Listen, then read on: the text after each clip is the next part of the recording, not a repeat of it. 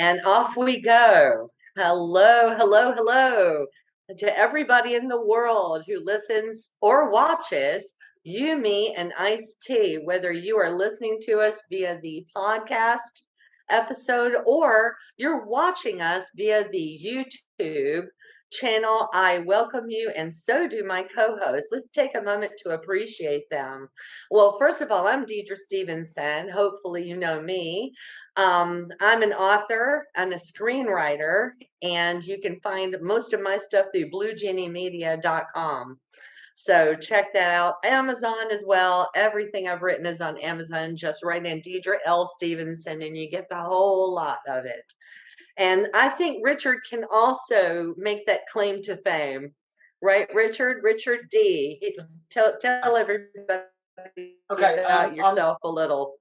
I'm Richard D, and I live in South Devon in England. And the book you can see on that side is is my 21st novel, which I'm hoping will be out in November. It's wow, steampunk. 21st. Yeah, it's mind-boggling. I can't even think about keeping up with this guy. I'm only at 10. Oh, that's good. I never thought I'd write one, never mind 21. So there we are. Anyway, this one is steampunk, which is an alternative Victoriana, and it's the sequel to one that I published a couple of years ago. And it carries on with the same characters in the same world, and just they have some more adventures. I was trying to put it up as a background, but I got the size wrong, so a bit of it's fallen off the edge. But I think you can get the general idea of what it's about. It's set on a Victorian cruise liner. Amazing. The cover is killer. It's wonderful. Yeah, that's one of my covers. I designed that one myself. I like that very much. Thank you. Yeah. It's, well done, you. Well, absolutely. I have an idea. What I tend to do when I start writing a book is I tend to create a concept sort of the cover, which then gives me a prompt for the rest of the story. So you start with your cover. The creative process is amazing for everyone. Yeah, I start with a couple of paragraphs, and that gives me an idea for a cover, and then I the two develop in tandem really as we go on. Brilliant, brilliant. And Lene Pieters, Lene is an artist and she is an editor as well. And she's also going to enter the world of being a novel writer very soon. We were just talking about her first steps into that scene. So tell us a moment. Tell us a bit about you, Lene. Yeah, thanks, Dedra. I've been writing for just about 30 years already, but it was ghostwriting, developmental editing, and coming out as myself is a bit of a challenge. But Richard, you're putting some pressure on me because now I'm thinking I actually want to make the artwork for my own novel with my own mixed media, and then just use a photo of it because I am a tactile freak. I love to have textures, tactility, sensory stuff in my writing. And if you've grabbed a reader's senses and involved their hearing, what their visuals, what they feel, and the cozy environment or the space around them, it drags them in inadvertently, and they can't escape your story. And that for me is what it means to be a writer and an artist, is to touch people. So thank you for having me on the show, Dedra. Oh, absolutely. Your input is so valuable every time.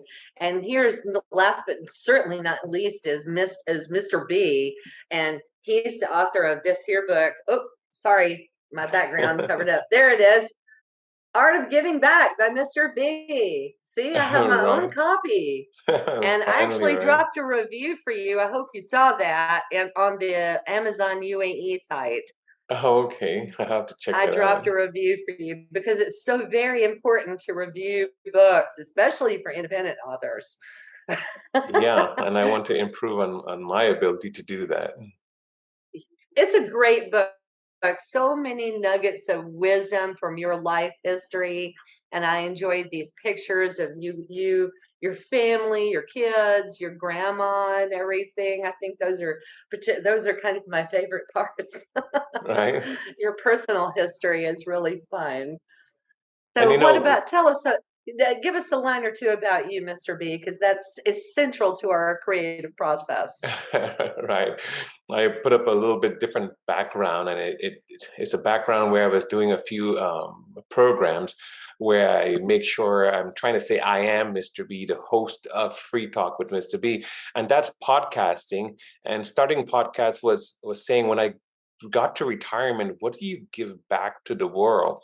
And so we knew giving back money was like giving back a fish. Someone will eat for that day, and they won't be able to eat forever or know how to get their own fishes to eat. So giving back was something that was in my heart, in my mind, but knowing how to do it was a little bit different. So just like writing the book, The Art of Giving Back, I wanted to expose those nuggets of giving back that did not have to do with dipping in pocket and giving cash. And so the book came out a little bit differently than most people's biographies and so on, because we wanted to put nuggets in between every chapter and leaves lines at the end of every nugget so that they can write their own thoughts in the book, which, not everyone likes to write in books, I saw but I wanted that. So that. it's like a workbook in a way, because there's some places for your own personal answers. So it's like Right. keeping a diary at the same time. That's nice. Right, and Nice so touch. the whole Yes. idea was making it different. So just like sort of within all of your books, they're all so different, and every creative artist, as it were, will make things so different, not knowing what was the plan or how would it come out to be a traditional book without some kind of a mental or emotional plan that goes along with your thought pattern at a time, and the thought of giving back when you're retired. And so there's just so much information out there, just like how we talk about on this program. And so glad to be on the program with you, Dedra, about how to, like when Lene was talking about how to put together a book, or how to write, or how to come up with the book, then the cover, or the cover, then the book. And so there's just so many ways of going about things. And that's what the Art of Giving Back was. Everything we say and do, we're giving back to the greater society, our experiences. And it's something that's way beyond a fish. It's like teaching people how to fish. Couldn't agree more. Well, it's good that we've talked about our creative processes, all of us today, because it leads right into today's topic of choice. And that's unplugging from the digital noise, and that as part of the creative process. I mean, let's face it, let me back up for a second. Can I tell you about when I first came to the United Arab Emirates, how it was? I mean, life was so simple then, honestly, before UAE became this really ultra cool spot that we are in right now. We had tiny supermarkets where we had maybe 2 or 3 choices of breakfast cereal. There was one choice on television of English TV. It was, and it came on at 5 o'clock in the afternoon, and it went off by 1 a.m. So whatever they were showing, you gratefully watched it because you had nothing else in English. Seriously. And somehow these lack of choices of distractions was the most wonderful catalyst to creativity. I mean, I think that maybe today it's like walking into an American supermarket where you would literally find maybe 200 choices of breakfast cereal.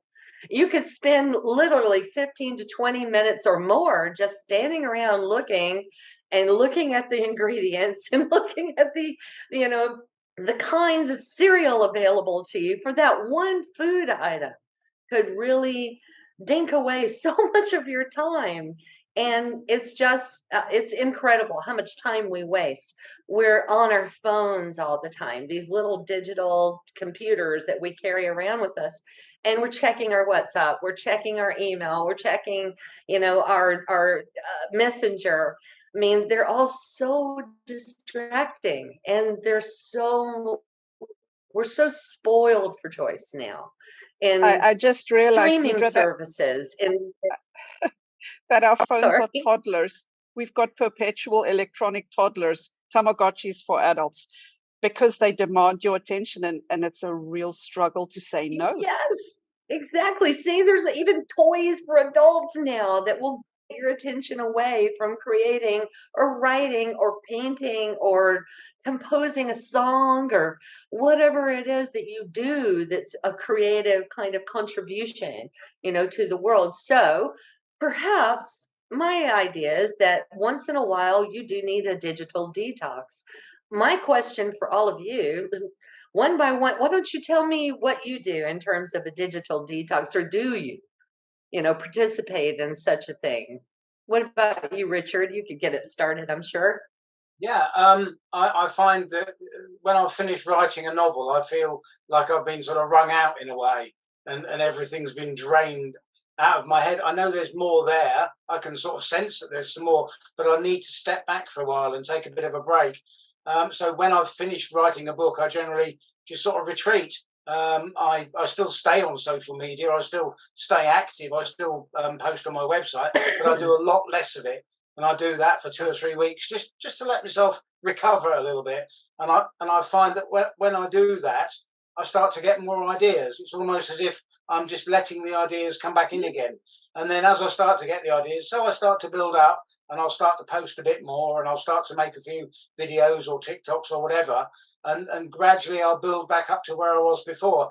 But if I get to the point where I feel like I'm being pressurized into doing it, it's almost like I stop enjoying it, because I feel like I have to, as opposed to I want to. And that's the point then, again, when I just think, well, I'll step away from it, reduce the posting, just post once or twice a day here or maybe there, and just step back and just let it all flow and keep an eye, but don't get too involved. Right. I think you step into the kitchen. That's what I see on social media. You step right into the kitchen and start baking. That's very true. Is that part of your digital detox? Oh yeah, I love cooking. I've got some sourdough bread on the go at the moment, which I'll be baking in the morning. I started making it on Thursday evening, and it's bubbling along nicely, and it'll be ready to go in the oven tomorrow afternoon, I should think. But that's a good way. I bet your house smells so good. Oh yeah, it's a good way of just doing something completely different and just taking your mind off. Oh, I haven't posted here for 5 minutes. I better go and do something, which I think gets you into a sort of a treadmill effect, whereby the quality of the posting goes down because you're just desperately trying to say something. True. I think that's very well said, actually, and I think that cooking is incredibly therapeutic. I find, that I like to do that once in a while. And, that's why I don't like to do the cooking every day, at home. And I know some people have to, that's a bad thing. It's just that it is nice to be able to just cook something just for the fun of it sometimes, just because it is a way to kind of clear the head, and it's a very sensory experience as well. I think even bread, when you're kneading bread with your hands, and it sort of gets you out of your head for a little while, and perhaps that could be the medicine needed sometimes to think of your next brilliant idea. What do you think, Lene? Well, I'm not a fan of cooking and baking as such, but because I make art as well, and sometimes it's a messy part of the process. Like these sassy ladies that I'm working on, they're massive canvases actually. So I sit on the floor with the canvas balanced on my toes and tilting it in the air and working with chalks, and then everything's covered in chalk dust. So I completely close my laptop and ignore it for a few hours, put my phone on silent and just focus on the task at hand. So for me, that's my sensory reset as well. And I actually ventured out of the house last week. Now that the kids are on vacation, there's no school run, and we have no reason to leave because we can get our groceries delivered and everything's online. So I saw an interesting place on TikTok for thrifting, and we ventured into the warehouse district and we dug around the shelves, and I found some amazing bargains, and we came home all dusty, hot bothered, covered in that warehouse feeling and sensation as this industrial smell of the oil and the packaging and everything. And we came home, and it was almost as good as going to the beach for a few hours. It was literally a complete different environment, new sensory input, new objects, seeing people, talking to other humans. So there's definitely, look, writers can closet themselves away in a dark little room, typing away frantically and, dealing with your inner angst. but you do have to mingle with humans at some point. And I find that even that is a good digital detox. It's just talking to a normal human, because you ask them how their day's Yes. going and they'll go, well, actually, I'm quite frustrated. I couldn't find a parking, or whatever the case may be. It's not a Mm, dry, scripted AI bot on a website. And right. it's the very random nature of these interactions that actually spark more ideas for me and give me good ideas for character dialogue, mannerisms, cultural expressions that people use. So yeah, I do agree with the digital detox, but because my life is, I keep my structure so that I do something creative every day. I do some writing every day. I do some digital stuff every day. So I tend to detox in blocks of hours and not entire days. Otherwise, the work just piles up too much for me. Yeah, true, true. I suppose it's a very individual kind of thing. I mean, when you mentioned the beach, I mean, that's when the hairs on my neck tingled, because I'm a beach bum. This is my digital detox. I like to sit. Of course, now in the UAE, it's far too hot, to go to Yeah. the beach. I mean, you'll literally cook yourself in the sun if you go out there right now. But unless, I mean, I do sometimes still manage to get in about a half an hour if I go around 6 o'clock, like half an hour before, or an hour before sun is going down. It's not so bad. There's just something about putting your feet in the sand and hearing the sound of those waves crashing that just does it for me. I think that, like Superman always needed his energy from the sun. I think I can really relate to that. I need to stand in the sun for a few minutes and just sort of close my eyes and absorb, that beautiful energy, and I feel completely revived. Like I have some power to carry on with whatever it is we have to do today. Yeah, and that includes, carry on with my current book, maybe some of my ideas for even I'm going to have a little commercial moment here now, y'all, so don't hate me, you know. The Revenge of the Blue Jenny. See? The Blue Jenny's evil Jen eyes at the top there, and the magic carpet that the heroine is flying off on, and the wolves below her. A lot of those ideas came to me on a beach, in fact. Yeah. So, yes, we all have our process. And I think that's why this topic was just so important to touch on. What about you, Mr. B? You must have a detox ritual, where you get away from all this electronic stuff.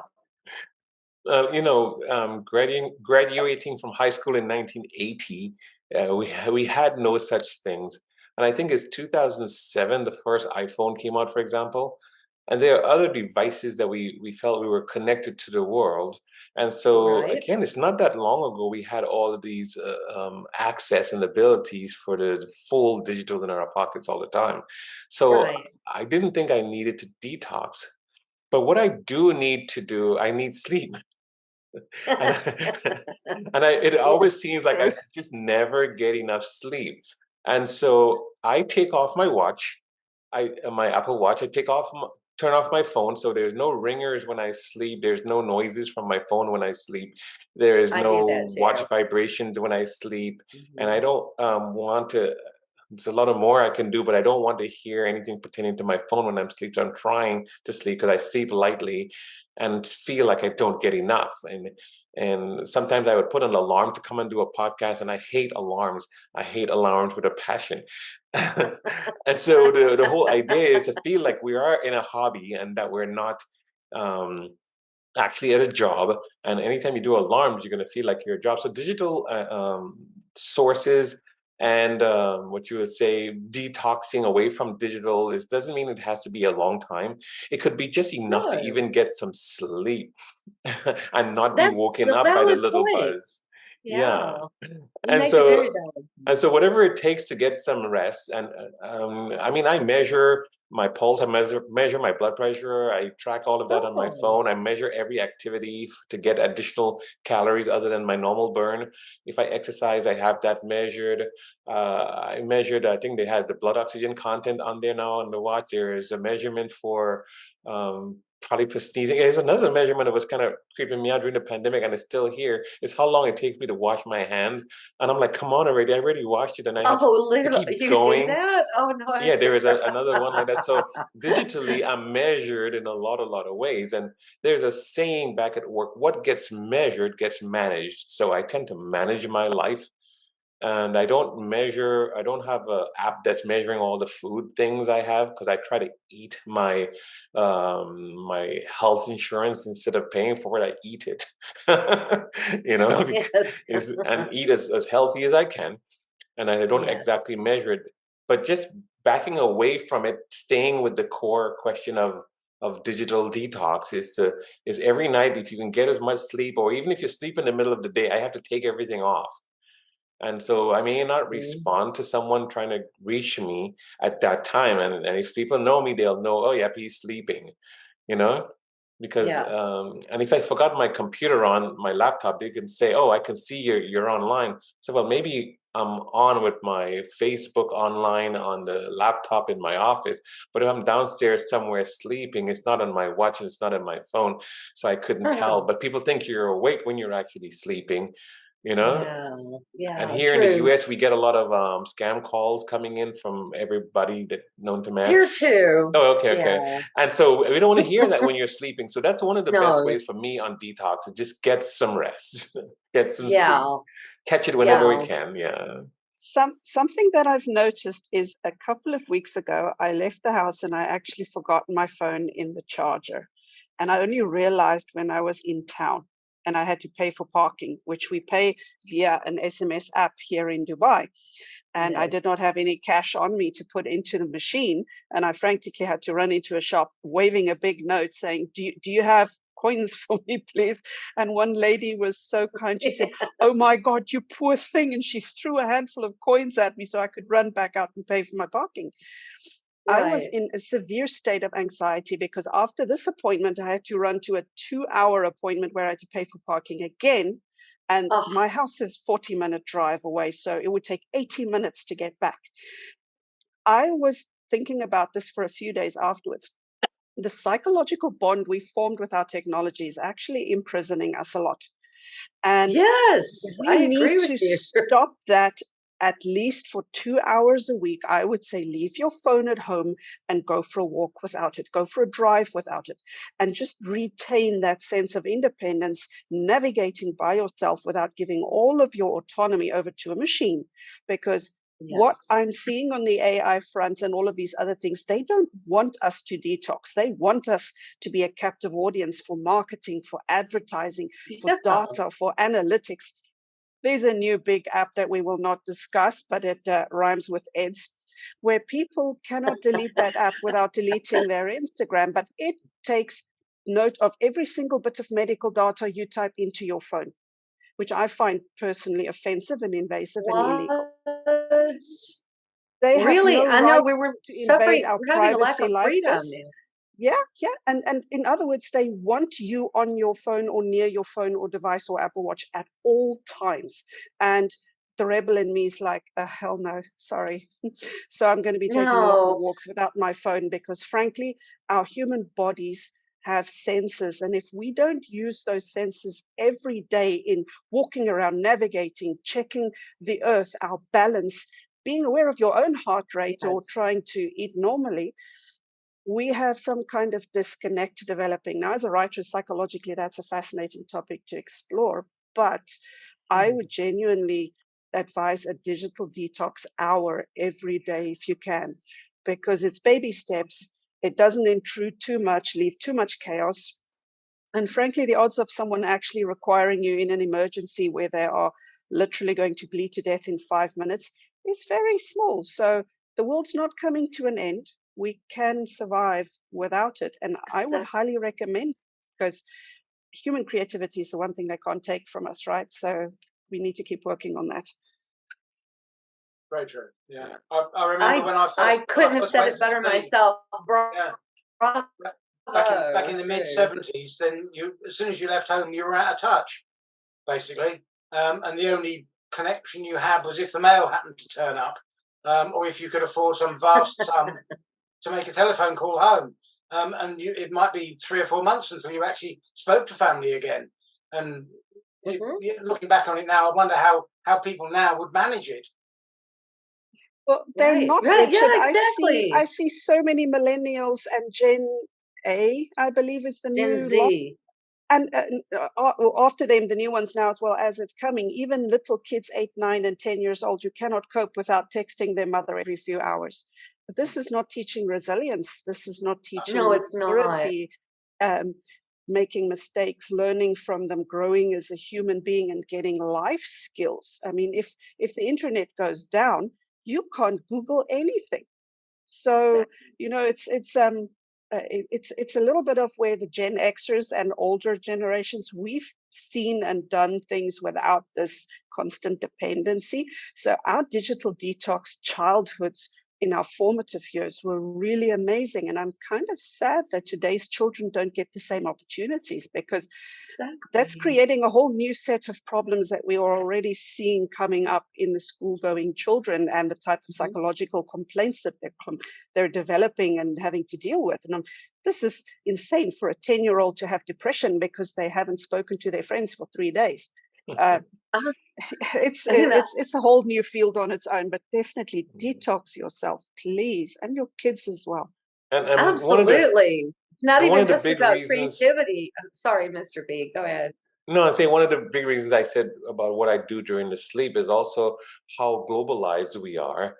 The time zones I'm interacting with for business and for social media and other things are so extreme that if I don't turn my device off to go to sleep, I'm going to hear a ding a minimum of every 15, 20, 30 minutes. And because people are awake, the sun is shining on my phone somewhere, everywhere, you know, from the Philippines to Australia to Dubai to India to here in the US and around, there is just no stoppage. And so if I don't turn it off, it's just going to keep going. It'll be so, nonstop. Yeah. And so, I mean, yes, my phone is in my pocket when I go for my motorcycle rides and my watch is on, but I can't tend to it on that ride. So I go for my motorcycle rides. There you go. That's right? a good digital detox that's activity. Correct. And you can still see nature that way. I never pegged you for a biker. That's incredible. I'll send you a couple of pictures. Too? We would love to see that, please, and then write your memoirs. We would the next love volume. to see that leather jacket that I know you have. You know, when you get on that motorbike. Wow, I guess I don't give all my secrets away. But I've been writing for a long, long time. So, but the whole idea still, is certain things you should do without your devices, and to reconnect with nature is a good way. Taking like a motorcycle ride is a good way. When you're finding other ways to go across the street and actually talking to the neighbor without your phone, all those things are good ways. Exactly. And so visit somebody for real, not just, by chat or something. And you mentioned it earlier, and I said it was appreciated because when I have these long flights, these long airplane rides, and I always talk to the person next to me. One of the reasons I started doing it years ago was to let them know if we have an incident, I'm going to do my utmost to save you, and I hope they're going to do theirs to save me. And because I'm a kind of a safety officer, I always talk about ideas and ways. Because people have a hard time putting on their face masks. That say, put on the oxygen mask that would come down on yourself first, and then you can help a kid. But you might be helping an older person next to you, or someone who was sleeping, or someone. And so I always try to build those relationships with someone next to me in the airplane. And so that's another opportunity. You don't have. Sometimes I have Wi-Fi on the airplane, but most times I don't try and get it at all, so I can next talk to a human. And so those are other ways of a 16-hour flight, 14-hour flight detoxing too. And so if you start talking about ways, if that could be a podcast itself. You talk about ways about detoxing. Those are just examples of what can be done to realize there are real people out there, and your what do you call your posture can be improved when you raise your head up. Absolutely, without your neck looking down at your phone all the time. I think we've all given great examples of how you can get away from the digital noise sometimes. And By the way, I think just to top things off, I will remind you of one thing. When you were 6 years old and you were playing outside and you were climbing trees and riding bikes and, digging holes in the dirt, and pretending those were like, moats around the castle, or, the tree was like a hidden forest, somewhere that needed to be explored, or a bicycle was a horse that you were galloping off on. That your creativity was at full power at that time. The world came along and started to squish it down a little bit, step by step, starting with school and societal norms. And now we have phones and the internet and distractions, to squash it down even more. So get back to that little kid that used to get on his, I used to get on my bicycle after school and we'd go bike riding all over town. And like you said, Richard, there was no cell phone. So we were just gone.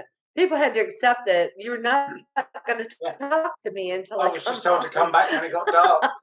Yeah. That's it. I was just gone, So sometimes, like Lene said, it might be a great idea just to take a walk or even go for a bike ride outside, like you did when you were little, because that's where your creative spark is still living. I think so. I really think that's where it is. Try to find it. You were 6 once and it never died. It just got squished down a little bit, So let's wake them back up a little. How about that? Good, man. Yeah, we all have a 6-year-old in us somewhere.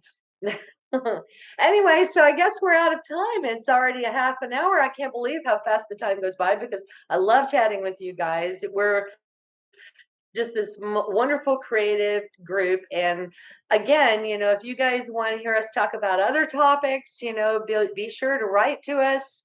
We're all very accessible through our social media channels. We're all on TikTok and Instagram and Facebook. So there's various ways. Okay. And thank you so much for being with me and have a wonderful day. Thanks and bye. Bye, y'all.